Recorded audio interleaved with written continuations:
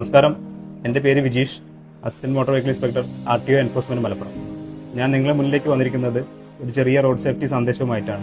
നിങ്ങൾ road cross ചെയ്യുന്ന സമയത്ത് പരമാവധി സീബ്ര ലൈനിലൂടെ ക്രോസ് ചെയ്യാൻ ശ്രമിക്കുക.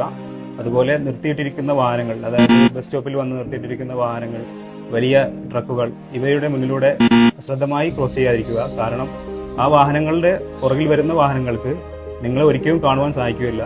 അതുപോലെ അതിലുള്ള ഡ്രൈവർമാർക്കും അവർ ഉയരത്തിലായതിനാൽ നിങ്ങൾ അവരുടെ ബ്ലൈൻഡ് സ്പോട്ടിലാണ് വരുന്നത്.